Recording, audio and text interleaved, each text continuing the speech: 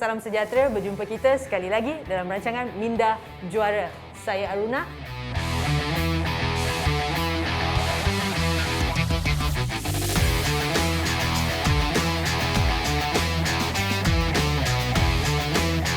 Dan kita akan bersama-sama untuk mengenali bagaimana untuk menjadi seorang juara, bukan saja dari segi fizikal tetapi juga dari segi minda anda.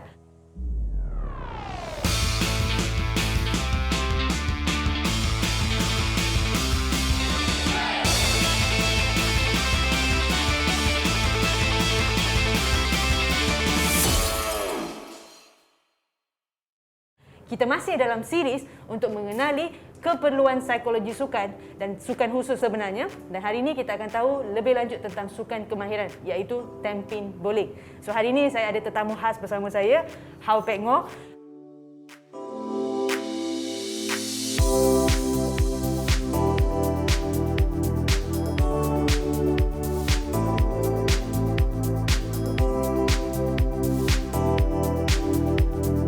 Pek Ngoh, boleh tak cerita lebih lanjut tentang apa itu tampin bowling? So kita nak adik-adik kita faham. Okay, so tampin bowling sebenarnya bagi majoriti orang dia rasa sukan ini adalah sukan yang sosial, tapi sebenarnya tampin bowling juga berkompetitif tinggi di kalangan sukan tamasha seperti Asian Games, Commonwealth Games, okay, SEA Games juga.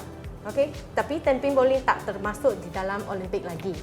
Okay, right. Sebab ni adalah mungkin masih lagi sebab kita katakan selalunya sukan-sukan Olimpik ni perlukan di mana participants daripada seluruh negara, yang di mana sukan-sukan ni dimainkan di majority of the country. Sebenarnya sukan tampin bowling kita ni adalah sangat konsisten daripada menyumbangkan pingat emas di sukan SEA, di sukan Commonwealth dan sebagainya. Dan of course kita ada nama-nama gah kita. Kita ada Shalin Zulkifli, kita ada Rafiq Ismail dan sebagainya. Saya pasti Pek Ngoh akan tahu lebih lagi banyak nama. Kita ada juga macam Timi Tan yang currently pun ranking Asia nombor 1. So kita ada yang famous Saidatul Afifah yang sudah retire. Okay, itu semua pun jago-jago tampin bowling yang sangat famous di dalam Malaysia. Oh, okay, right. So selalunya kalau macam Pek Ngoh cakap tadi kan, sukan bowling ni selalunya adalah sukan sosial di mana kan saya rasa mungkin hampir semua adik-adik yang bukan main tampin bowling pun ini adalah sosial kita untuk kita nak pergi tampin bowling, kita nak try. Kalau macam saya memang bowling ke laut lah sebab tangan saya pengkor. Sebab saya shoot macam ni, so nak jadikan macam ni agak susah untuk saya nak buat, betul tak? So dia pun ada skill-skill dia. So untuk yang tampin bowling ni apa acara-acara yang selalu kita permainkan? Okay, so tampin bowling dia banyak kepada sukan yang individu, acara individu. So bagi sukan tamasha pula dia ada acara individu, doubles, dia ada trios, dia ada acara perpasukan juga. Okay. So ada tak minute thing yang kita perlu tahu tentang perbezaan antara acara-acara ni? Ada tak perbezaan antara acara ni sebenarnya? Acara ini dia beza dari segi jenis oiling pattern yang akan dimainkan. So dia ada oiling yang short oil, medium oil dengan long oil.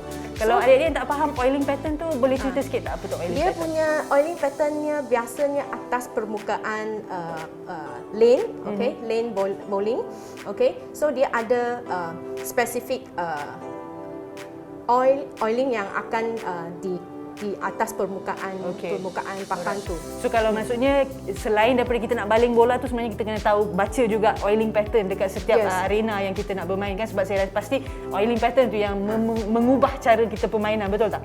Dia mengubah dari segi pilihan bola dengan pilihan kawasan yang akan dimainkan. So bila kita dah cerita tadi tentang pilihan bola kan, so bagaimana pilihan bola tu dibuat sebenarnya? Ikut kesesuaian ke ataupun ikut masa match kita ke, macam mana tu? Ikut kesesuaian kepada lane. Okay. So biasanya satu competition dia akan diberi tahu awal akan guna jenis oiling apa. Biasa kalau macam official games macam Asian Games, SEA Games, dia akan bagi at least dua jenis oiling. Dia either main long oil dengan short oil. Okay, hari berbeza-beza bagi event yang berbeza-beza, and then atlet kena mahirkan semua oiling pattern yang dengan short oil dengan long oil. Sebab even though short oil dia ada beberapa jenis short oil, dia dalam long oil pun ada beberapa jenis. Betul. So setiap jenis long oil dia bila fresh means baru start main lane itu banyak oil kan, banyak berminyak. So you guna punya bola macam mana? Okay, right. Kalau tidak, kalau tidak nanti you pilih salah bola, then you nampak macam bola punya reaction bila ke lane tu dia keluar. Terkeluar ke, tak masuk ke. Ini pun part of the strategy lah yang kita kena tahu. Ini pun satu juga, saya percaya ini juga adalah satu persiapan yang kita kena buat, betul tak? Ini basic yang kita perlu tahu. Betul. So maksudnya ini serba sedikit yang kita nak tahu tentang tamping volley itu sebenarnya. So kita akan jumpa selepas ni lagi.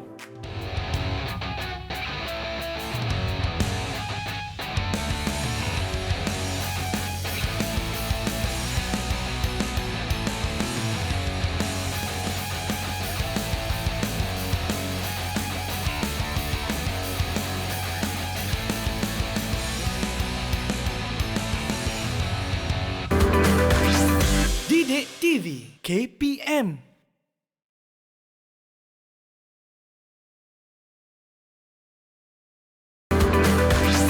Didik TV KPM. Okey adik-adik, tadi kita dah tengok macam mana cara permainan dan apa pemarkahan. Lepas tu kenapa kena concern pasal strategi dan sebagainya. So sekarang saya nak tanya dengan Pak Ngor, apakah concern-concern yang selalu atlet-atlet bowling kita ni selalu ada dalam sukan ni sebenarnya? Banyak concern biasanya kepada sangat teknikal sebab bila atlet buat baringan, setiap bola, setiap baringan tu ada reaction yang lain. So especially pada perpasukan, masa perpasukan, sebab lane yang sama main dengan ramai orang, dia cepat breakdown. So bila dia cepat breakdown, atlet punya adjustment kena laju. Okey, alright. Dia kena laju buat adjustment dengan area mana yang dia nak main. Sebab setiap atlet pun dia punya cara main dengan area main lain. So adaptability tu kena sangat cepat lah. sangat So cepat. maksudnya you dapat feedback daripada you punya score, you nak kena change very quick. Yes. Alright, okay. Yes. Ada lagi tak concern-concern lain yang selalu kita ada? Biasa yang inilah yang diorang akan sentiasa bincangkan. Selain itu juga dia ada concern sebab pilihan bola.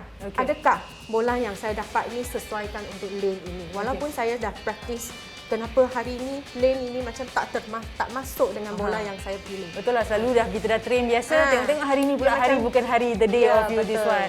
Sebab bila sukan-sukan kemahiran ni, dia sangat associate dengan mood sebenarnya. Kalau tak kena satu, mungkin dia akan berlanjutan seterus-terusnya sebenarnya. Dan every point matter kan, betul tak? Sebab kita berlawan dengan hanya kita dan the lane. And the lane dan jatuhan pin sebenarnya kan. Selain itu juga diorang akan concern kepada opponent mereka. Adakah mereka main dengan bagus, guna bola mana, area mana yang diorang main. So benda-benda macam ni akan mengerilukan mereka semasa membuat keputusan atau membuat baringan sebelum. Betul. Sebab kita main sebelah-sebelah. So kita bukan main berdepan. So bila tengok kita nak jeling-jeling, apa markah dia kan dan sebagainya. Selalu announcement akan dibuat tak siapa tengah leading dan sebagainya? Announcement tu tak akan dibuat, tapi diorang akan bagi selepas setiap pusingan, diorang akan bagi markah. So you tahu siapa yang ranking, yang first, second, third. So maksudnya kita ada qualification and then kita akan pergi untuk final ke macam mana dia punya set permainan? Kalau untuk yang Asian Championship ke, untuk Asian Game ke, dia tak akan. Dia main 8 game. Let's say untuk single dia main 8 game. So 8 game terus dia akan find out siapa yang qualified. So maksudnya then baru ada step ladder. Step ladder ada step ladder. So you choose yang top 4 untuk masuk dalam step ladder. Dah masuk step ladder maksudnya dia fight lagi dah ya? Yes, dia akan fight lagi untuk top 4. Untuk placing lah maksudnya. So the awal tu consider kita kena push untuk dapatkan top 4 lah. So maksudnya betul lah kenapa ranking tu sangat perlu kan untuk mereka untuk move next. So bila kita dah cerita concern-concern yang ada dengan untuk atlet-atlet ini kan, apakah melalui pengalaman Pengor sendiri kan, apakah keperluan psikologi sukan untuk tamping bowling ni khususnya?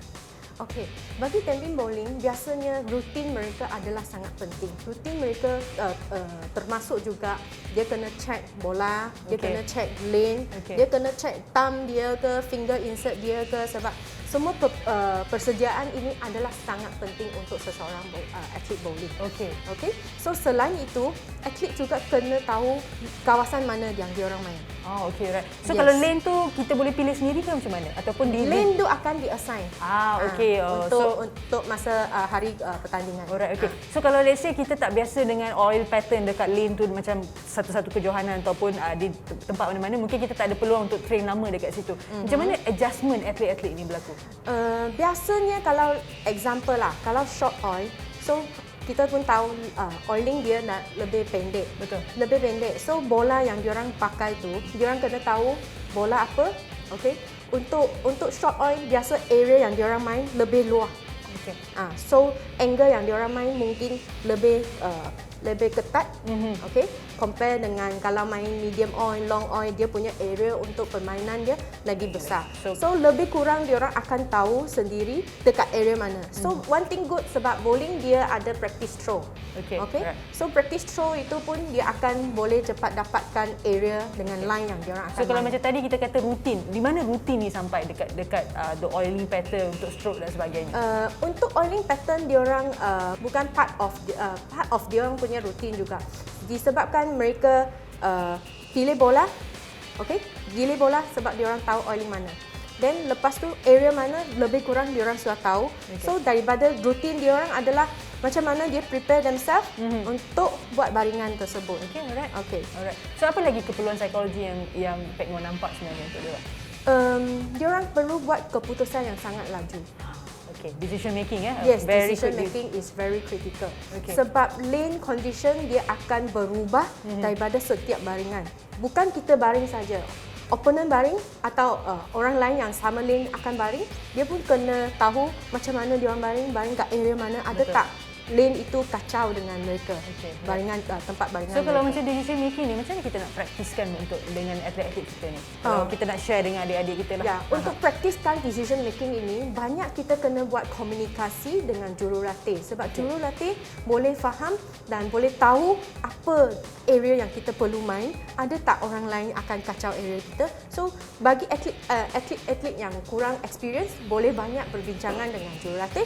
Kalau atlet yang senior, biasanya dia orang akan berbincang sama mereka sebab semua orang akan nampak benda yang lebih kurang. So maksudnya kita guna feedback daripada kawan-kawan. So maksudnya kita walaupun kita kata sport individu, tapi sebenarnya dia sangat penting untuk the whole team come as a together untuk nak menyelesaikan masalah, untuk make the decision. Because a good decision making will end up you akan dapat score yang cantik. Alright, okay. So apa lagi yang nampak untuk Pek Ngo selain daripada kita punya pre-performance routines and then kita punya decision making, apa lagi yang Pek Ngo nampak untuk khusus untuk bowling ni yang sangat penting? Biasanya penting juga diorang punya confidence dengan preparation sendiri. Sebab biasa kalau kat step ladder, kalau kat step ladder means you akan pergi ke tempat 1, 2, 3, 4. Alright. Penentu So untuk dapat pingat lah. Untuk dapat pingat. So apakah perasaan you bila you nak buat baringan tersebut? So itu perlukan keyakinan yang sangat tinggi. Sebab keyakinan tu boleh kita akan tahu kita ada tak kita dah prepare cukup, ada tak kita tahu area mana kita akan main, ada tak kita confident compare dengan opponent yang akan compete dengan kita untuk tampakkan medal. So kalau macam confident ni, kalau let's say lah Pek Ngo melalui pengalaman Pek Ngo juga kan, macam mana cara kita nak meningkatkan confident untuk tamping bowling? Sebab ni sukan antara di mana tak perlukan diorang gaya mereka pun dah berbeza sebenarnya. Dengan cara pakaian, dia nak pergi competition pun bergaya. Macam dia hampir macam golf sebenarnya, cantik dan everything. Dengan selesa nampaknya. Betul, dengan aircon lagi dan sebagainya. So kita macam lebih nak pergi kepada, bukan nak pergi ke Johanan sebenarnya, lebih kepada macam kita nak pergi jalan-jalan, rasa macam tu kan. So macam mana kita nak tingkatkan confident dia daripada segi training harian dia? Confidence adalah sangat relevant dengan kita punya tubuh badan. So kita punya tubuh, kalau let's say bila you nak bowl, you punya badan macam ni, so kita kena bagi tahu atlet untuk jaga kesedaran badan, tubuh badan mereka. So body language body language yang macam banyak buat. So kalau yang ni kita akan start noticing daripada training dia ke ataupun masa competition je? Start daripada training. Sebab kalau masa training you boleh nampak adik-adik dengan atlet, bila dia dapat strike, confident dia level lain. Badan dia pun lain. Tapi bila dia tak dapat strike tu, you nampak badan dia orang macam mana, expression muka macam mana. So benda-benda itu menyumbangkan confidence level kepada atlet-atlet. Sebenarnya yang ni atlet-atlet sendiri pun dah kena start noticing daripada training juga sebenarnya kan. Sebab kita dapat immediate feedback dan kita nak pastikan yang immediate feedback tu tak mengganggu kita punya prestasi. Flow of the training ataupun flow of the competition kan. Okey, kita dah share 3 tadi. Saya rasa selepas ni kita nak share banyak lagi. So tunggu selepas ni.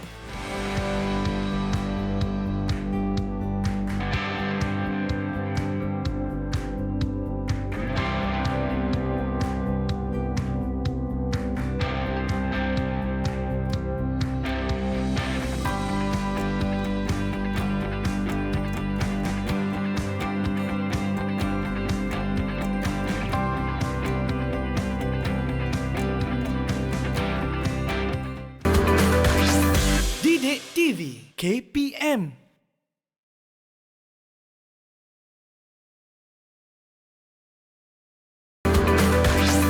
Didik TV KPM. Okey adik-adik, tadi kita dah tengok ada 3 perkara daripada kita punya pre-routine kita, daripada kita punya confident kita dan decision making tadi kita. So ada lagi tak yang kita nak tambah untuk adik-adik nak tahu sebenarnya? Ya, lagi kita punya emosi. Sentiasa berlaku atlet bowling, dia kalau tak dapat strike, dia buat apa? Mungkin dia marah, mungkin dia boleh sepak bola return, ada juga buang bola kan. Oh, So, bahaya tu, bola berat tu. Yes, dia buang bola kat bola return. So tapi benda-benda ni adalah tingkah laku yang image yang negatif untuk atlet-atlet tenis bowling. So kita kalau boleh, bagaimana kita mengawal kita punya emosi tu adalah sangat penting untuk adik-adik. So selalunya apa yang aktiviti yang selalu Pek Ngo akan buat dengan untuk nak monitor diorang punya emosi ataupun immediate feedback untuk emosi-emosi diorang ni? Biasanya saya akan ambil video bila diorang baring, apa perasaan diorang bila diorang dapat strike, apa perasaan diorang bila diorang miss. So akan bagi immediate feedback dengan mereka. Kalau nampak macam ni, apa yang you akan rasa. So direct feedback daripada atlet sendiri. Kalau you masa competition macam mana, you kalau nampak you sendiri baring bola ke, tengah sepak ke, tengah buat banyak emosi. So maksudnya kita catch them in a red hand, lepas tu kita tunjuk balik, lepas tu kita tanya balik feedback dia. Kita tak bagi tahu you sendiri yang cakap, betul tak? Alright, so tak boleh nak tipu dah lepas tu kan? Alright. So kalau adik-adik pun rasa kalau ada kawan-kawan yang tengah tamping bowling ni, kalau rasa nak tahu you punya emosi and everything, minta dia orang record. Dan record tengok balik, cantik tak saya? Oh cantik ni, saya dah letak cantik ni. Oh tak ni, muka tak betul ni, something like that. So you pun boleh belajar bagi feedback kan, betul tak? Betul. So ada lagi tak tips-tips yang kita nak share untuk adik-adik? Ada lagi mungkin adik-adik kena banyak buat jenis imagery.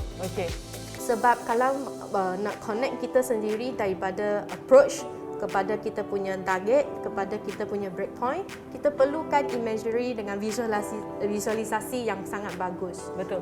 So benda itu you kena practice hari-hari. Betul. Supaya you boleh jadi macam automatic. Down you punya line kat mana, area tu. So selalunya kalau macam cara Pek Ngo untuk nak buat imagery untuk tamping bowling ni, kita buat dekat arena tu sendiri ke, dekat tamping bowling punya arena sendiri ke, ataupun kita akan buat di tempat yang selesa ke, macam mana kita nak? So saya biasanya akan buat 2 ke 3 jenis.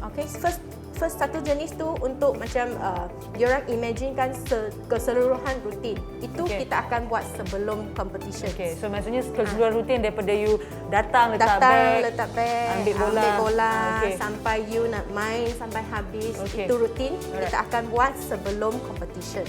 Berapa minit sebelum competition ataupun ada tempoh waktu? Biasa kita akan buat sebelum warm up. So dalam 45 minit hingga 1 jam sebelum competition. Kenapa penting untuk nak buat rutin ni sebenarnya? Adakah kita nak memainkan balik apakah yang kita nak capai ke, macam mana ni? Sebab biasanya competitions, athletes akan sangat anxiety, bimbang, risau. So kita perlukan mereka tahu apa diorang perlu buat semasa sampai arena competitions yang diorang akan compete. So itu imagery yang boleh membantu mereka tahu apa yang perlu dilakukan maksudnya be ready lah.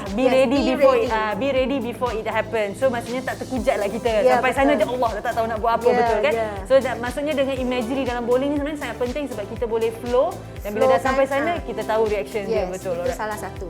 So ada juga kita buat imagery tentang kita punya lane dengan line yang kita akan main. Itu more to sukan spesifik diorang boleh buat bila diorang test approach. Diorang akan test approach tu takut licin ke apa kan. So diorang akan pakai imagery tu di mana area yang diorang nak buat. So maksudnya mungkin untuk time kita nak buat yang betul tu tak dapat, tapi dalam imagery tu kita try lah. Kalau let's say licin macam ni, saya nak ke kiri, saya nak ke kanan dan sebagainya. Very interesting sebenarnya. Adik-adik pun dah boleh start buat benda-benda ni dekat rumah sebenarnya. Any takeaway tips untuk adik-adik bowling kita yang kat rumah untuk praktis ke dan sebagainya? Mungkin adik-adik boleh start to practice imagery yang biasa kita akan buat.